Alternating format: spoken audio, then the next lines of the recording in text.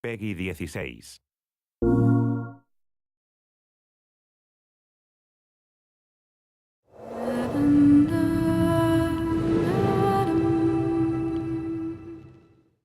Quantic Dream has always been about creating interactive experiences that have emotion at their core.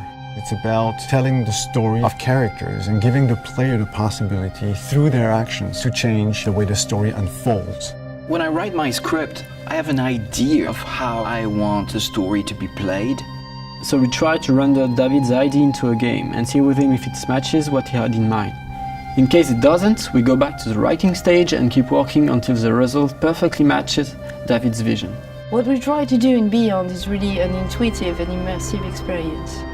So we created a very discreet user interface with only white dots on screen and very simple controls.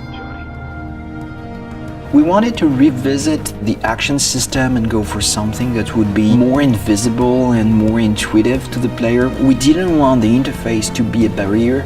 We wanted the player to focus on what he's doing on screen and not on how to do it. Ideally, the player will forget that he has a controller in his hand and will just jump into the screen. One of the major revolutions in Beyond is the way Jodie Holmes moves. Depending on the context, depending on your emotional state, you see the character of Jodie moving differently, walking differently, looking around differently. And most importantly, to give the player the feeling he's really in control of the character, he can do almost anything he wants to do. She can talk to other people, interact with objects, and also run, jump, shoot, drive a motorcycle, or even ride a horse. What was really challenging also is that the story goes on for 15 years of Jodie's life. When Jodie's a kid, for instance, you can do different things than when she's a teenager or an adult. Giving this much animation to a character, it's really new. It has never been done to that extent, and it really makes the character come alive like never before. We wanted to have these new mechanics with Aiden. I wanted to give this feeling of flying around and going through matter and through worlds. So we started making some research on how ghosts would move or even a fish would swim underwater. We thought that using orbs is an interesting approach. It would give us this physicality that we need to interact with matter.